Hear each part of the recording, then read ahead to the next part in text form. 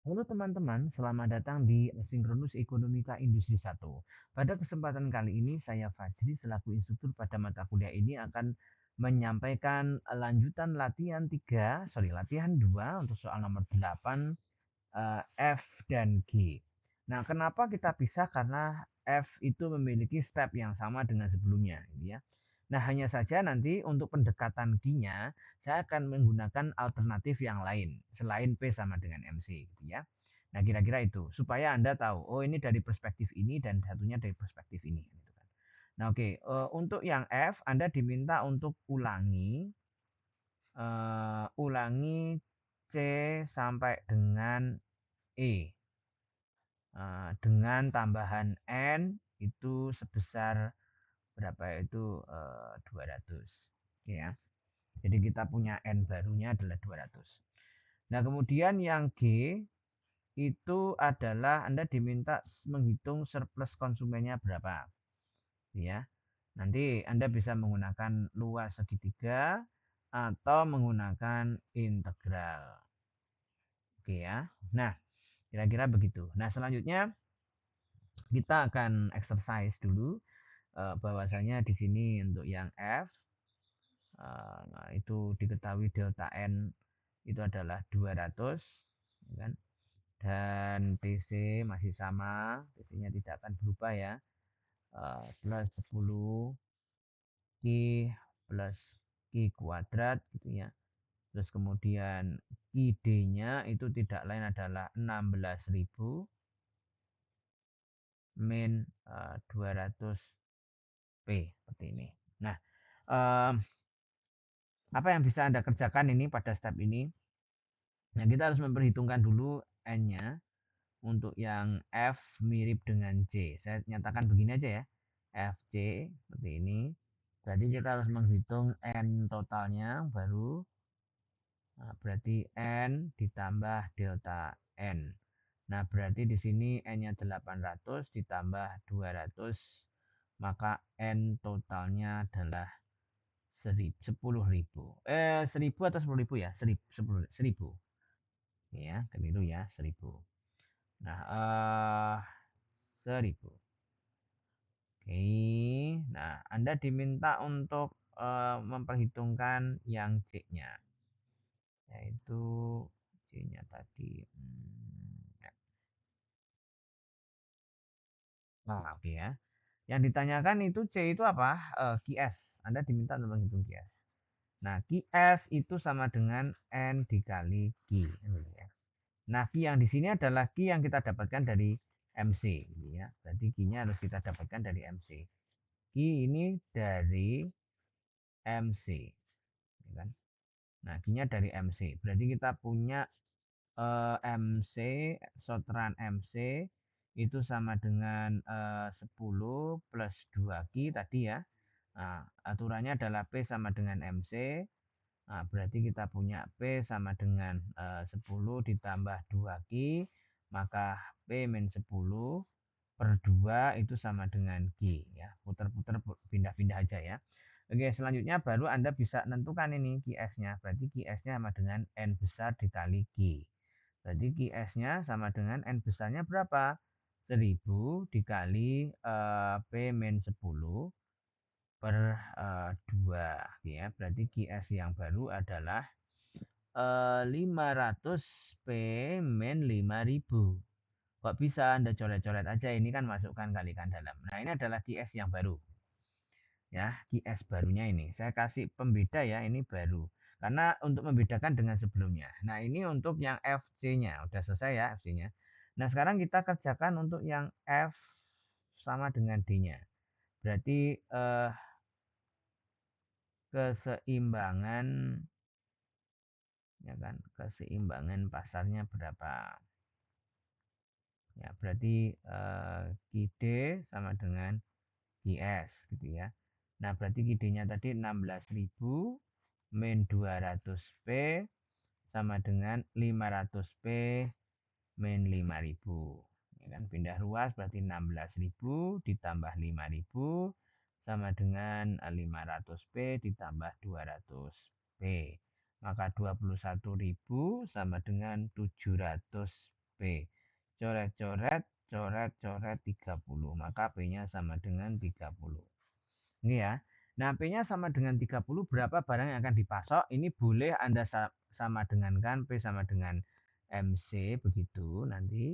Ini untuk mencari barang yang dipasok per perusahaan. Tapi karena ini tujuannya adalah mencari keseimbangan pasar, maka P sama dengan 30 jangan dimasukkan MC, tapi P sama dengan 30 substitusikan ke salah satu, boleh QS atau QD. Kan gitu ya, bebas. Saya pilih QS saja. Berarti QS sama dengan 500 P min 5000. Maka Q sama dengan 500 kali 30 dikurangi 5000. Maka Q-nya sama dengan 15.000 dikurangi 5.000, maka Q-nya sama dengan 10.000. Oh, keseimbangan pasarnya adalah E kedua itu adalah 10.000, 30. Nah, ini adalah keseimbangan pasar yang baru. Kalau yang tadi berapa yang tadi? Kalau yang tadi yang lama itu ada di E1 itu 2800 per 3,100 per 3 atau setara dengan 9333,33 kan gitu ya. Jadi 93.000 harganya adalah 33.000. Nah, ini berarti memberikan informasi kepada kita bahwasanya ketika N-nya bertambah, maka yang terjadi adalah barang yang tersedia di pasaran akan meningkat dan pada gilirannya akan mendorong harga jatuh karena barang itu tersedia terlalu banyak di pasar kan gitu kan. Nah, jatuhnya berapa? Yang ini dari awalnya 33 sekarang menjadi 30 nih.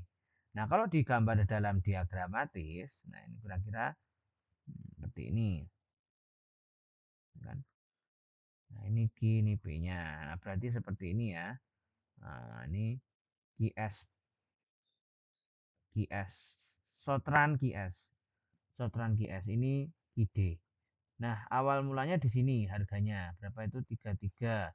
Nah, sekarang harganya turun menjadi 30. Nah, ini pasangannya 93, 9.300, yang ini pasangannya adalah 10.000 kan gitu kan. Nah, ini proses penurunan pada saat jumlah N makin meningkat. Oke ya. Nah, sekarang eh, kita lanjutkan untuk F ke E. Ya, F ke E-nya. Ya, berarti di sini saya kerjakan ya. Jadi barusan F ke E-nya itu P sama dengan 30. Anda bisa dan Q-nya sorry ya. Q yang dari pasar tadi berapa? 10.000. Nah, kalau menggunakan pendekatan P berarti P sama dengan MC yang tadi eh, demonstrasi di video pertama. Nah, kalau ini Anda bisa menggunakan pendekatan Q sama dengan N besar dikali Q kecil. Berarti untuk mendapatkan Q kecil itu adalah Q besar dibagi N. Nah, itu ya. Jadi sama aja. Mari mau coba dua-duanya. Oke, dicoba dua-duanya ya. Oke. Nah, sekarang P sama dengan MC. P-nya adalah 30, MC-nya tadi 10 plus 2Q. Berarti 30 dikurangi 10 sama dengan 2Q, maka 20 sama dengan 2Q. Q sama dengan 10. Nah, ini yang versi 1. Nah, yang versi 2 itu Q kecil sama dengan Q besar dibagi N. Nah, berarti di sini besarnya tadi 10.000. N yang baru itu adalah 1.000, betul? Coret-coret langsung ini 10 kan gitu kan. Nah, artinya ini barang yang akan siap dijual oleh masing-masing perusahaan. Kalau perusahaan itu identik kan gitu kan. Kita mengasumsikan perusahaan itu identik, tidak ada satupun yang unggul secara relatif maupun absolut. Gitu ya. Oke, berarti P-nya udah ketemu. Jadi tadi P-nya 30 dan Q kecilnya adalah 10. Ya kan? Nah, untuk mendapatkan laba kita butuh AC, ya kan? AC itu berarti TC per Q, kan gitu kan?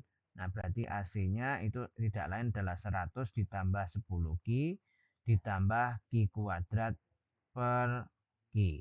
Nah, berarti AC-nya sendiri adalah 100 ditambah 10 kali 10 ditambah eh, 10 kuadrat dibagi 10. Oke ya, berarti di sini adalah 100 ditambah 100 ditambah 100 dibagi 10. Berarti di sini 300 dibagi 10 sama dengan 30. Oke ya. Nah, berarti AC-nya ketemu sekian. Ini AC-nya. Nah, berarti B-nya adalah P min AC dikali Q.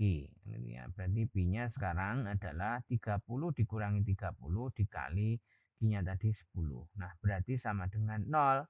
Nah, ini berarti makin banyak ya kan N ya kan mendorong Q makin meningkat dan harga itu jatuh, yang terjadi labanya akan turun bahkan bisa tanpa insentif.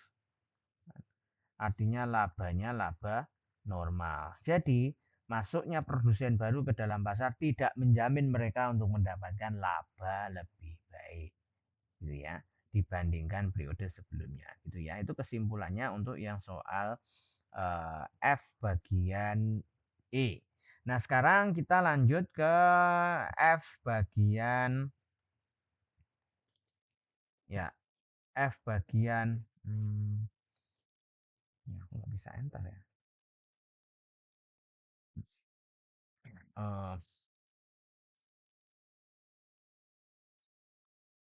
Eh, kita lanjutkan dulu F bagian kita enter aja. Nah, sekarang yang F bagian udah ya tadi ya. Sekarang berarti yang G. Yang G itu ditanyakan adalah surplus konsumen. Ya, ingat mikro 2, mikro 1 sorry ya. Mikro 1 bahwasanya surplus konsumen itu adalah willingness to pay dikurangi dengan eh, harga barang yang setelah disepakati gitu kan, itu adalah surplus konsumen sebetulnya. Oke. Nah, willingness to pay kesediaan dia bisa membayar per unit barang, ini per unit barang ya, SK per unit barang. Nah, sehingga SK pada saat barangnya full itu adalah ini WTP per barang. Nah, SK pada saat full berarti SK itu tidak lain adalah WTP dikurangi total expenditure kan gitu kan. Nah, ini adalah rumus SK secara intuitif itu seperti apa? Artinya ketika Anda punya budget lebih banyak untuk membeli barang tersebut. Jadi ini WTP itu willingness to pay, ketersediaan Anda untuk membayar barang sesuatu. Berarti kan membicarakan tentang budget atau alokasi kan gitu ya. Bukan income tapi budget. Budgetnya dikurangi dengan total expenditure. Nah, ternyata masih kembali ya kan? Berarti Anda cukup gembira ya. Nah, potensi itulah yang kemudian dipotret oleh ekonom sebagai surplus konsumen kan gitu kan. Nah, ada dua yaitu luas daerah, eh, luas bangun datar, dan luas daerah. Nah, luas bangun datar berarti untuk linier, luas daerah ini bisa untuk linier, bisa untuk lainnya. Nah, oke, kalau luas bangun datar berarti kan kita perlu gambar dulu ini, ya kan? Ya kan? Seperti ini kan Q-nya, ini P-nya. Nah, kita harus punya keseimbangan di sini berapa. Nah, ini kan keseimbangannya PC-nya tadi berapa. Nah, ini P0. Nah, area yang di sini ini yang harus kita hitung. Nah, ini adalah Q keseimbangan, gitu kan.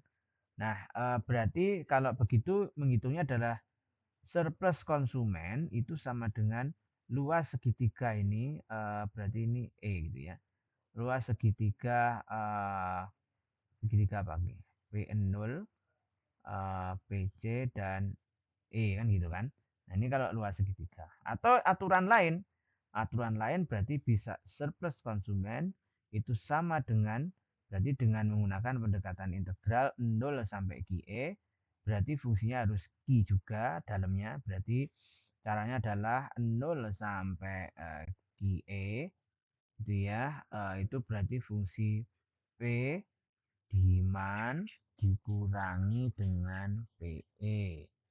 Berbasisnya apa? Berbasisnya adalah DG kan gitu. Nah, tapi kalau yang lain, surplus konsumen yang lain berarti surplus konsumen pendekatan P sekarang. Kalau pendekatan P berarti ini ke sana ngitungnya. Berarti integral PC sampai P0. Nah, itu berarti caranya adalah berarti eh, apa tadi? Demand gitu aja. Anda hitung areanya dari sini sampai sini kan gitu kan. Nah, ini lebih enak lagi kalau ini ya. Nah, ini DP kan gitu kan. Nah, ini kalau pendekatannya DP. Nah, oke.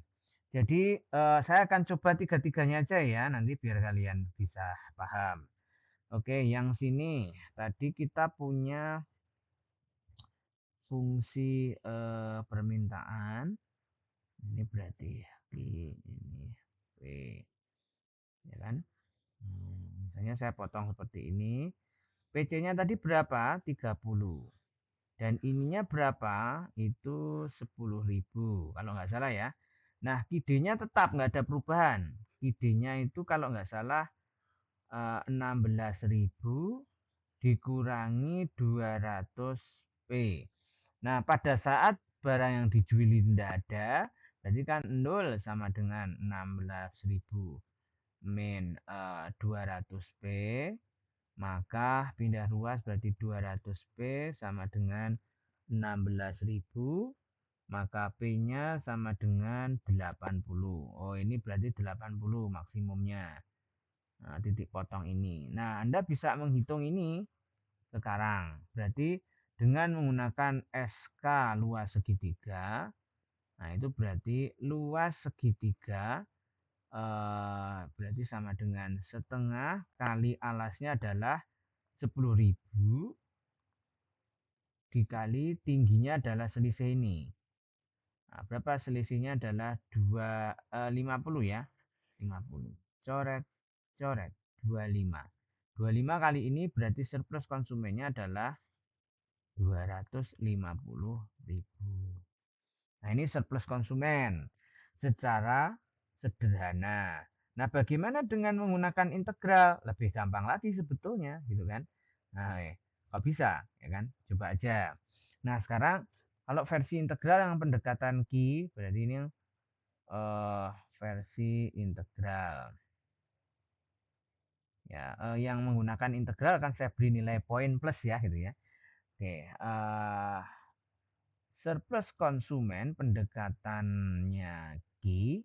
Nah, kalau pendekatan Q berarti integral 0 sampai Q E equilibrium, berarti P demand-nya dikurangi PE atau PC ya, PC tadi PC terhadap Q kan gitu. Nah, seperti ini. Nah, masalahnya kan demand-nya tadi apa tuh? Demand-nya itu Kidimanya adalah 16.000 min 200 P kan gitu ya toh.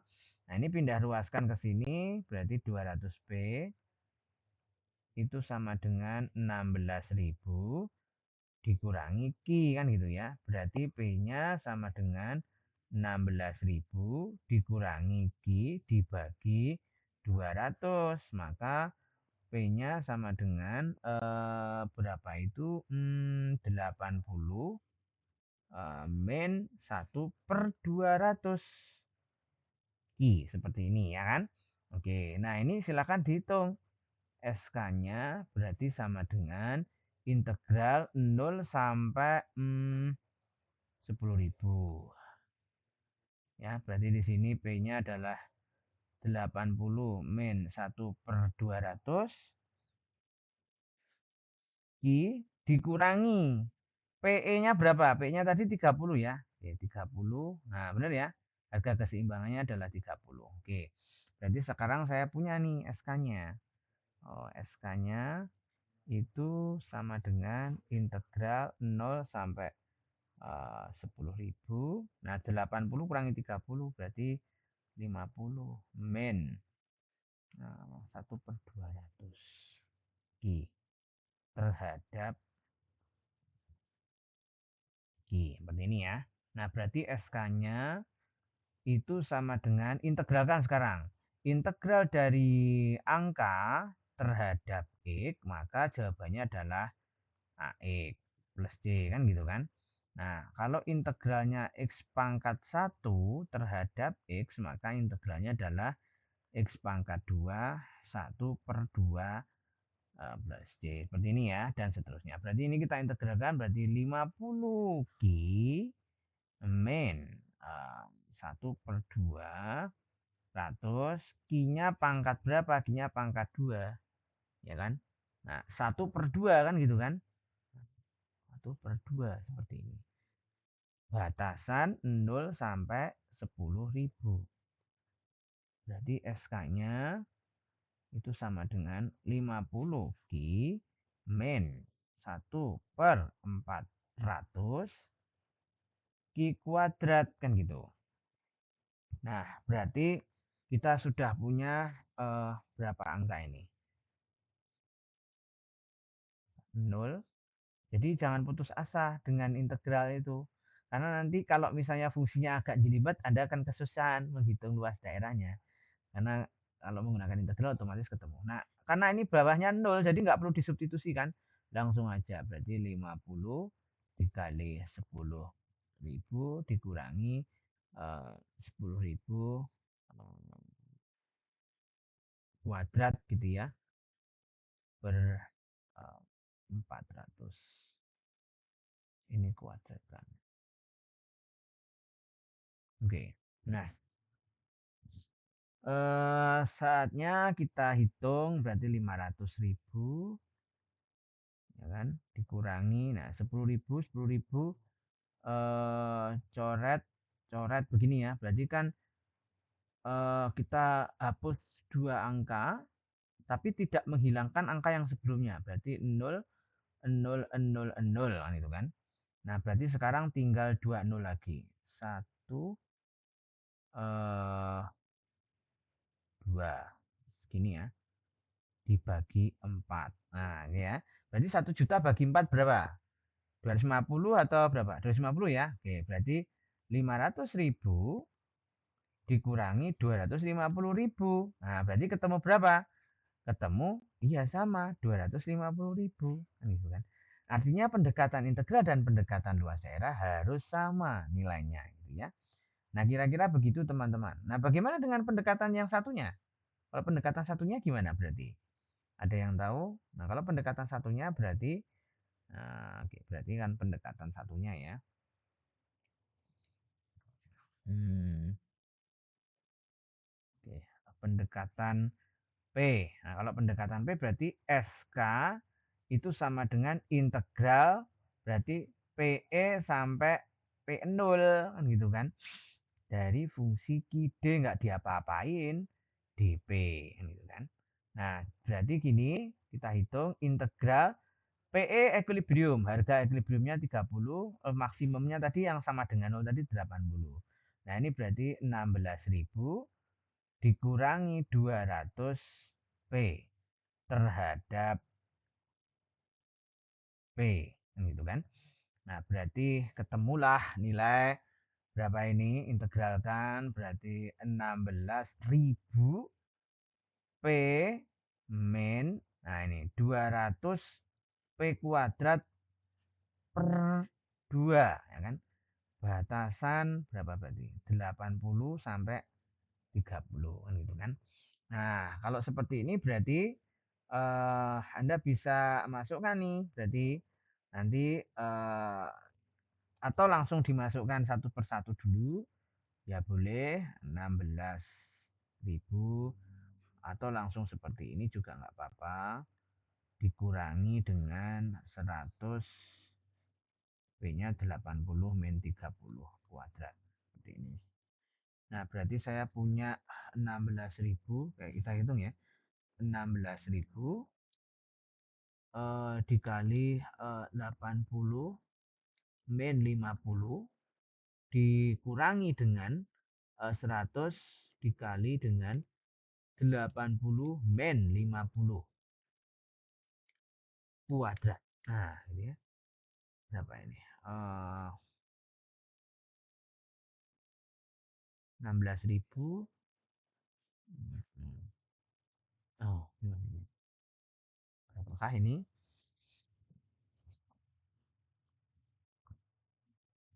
Sama ya harusnya angkanya ya. Saya hitung pakai kalkulator ya teman-teman. Selama ada kalkulator, hitunglah bebas. Oke, 16.000 dikali 80 min ini dikurangi 100 dikurangi 16.000 P ya dikurangi 100 gitu ya. Kemudian P-nya kuadrat gitu. Ya, harusnya hasilnya sama. Nah, biasanya aturannya kan begini ya. Aturannya harus dimasukkan satu-satu ya. Masukkan satu-satu itu begini maksud saya. Coba kita hitung aja manually.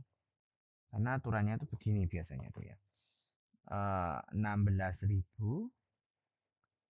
dikali 80 dikurangi 100 dikali 80 kuadrat. Seperti ini kan udah ya.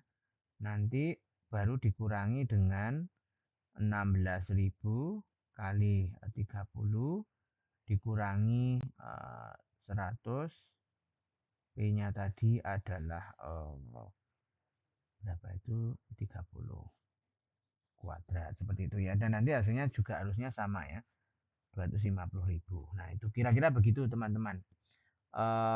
Untuk pembahasannya di soal ini. Nah, kita akan melanjutkan di soal 9 latihan 2 ya. Oke. Nah, kalian bebas ya menggunakan apapun terserah kalau kalian mampu menghitung yang kuadratik ya silahkan juga gitu ya terserah bebas ya. Ya, kita lanjutkan di section berikutnya. Terima kasih.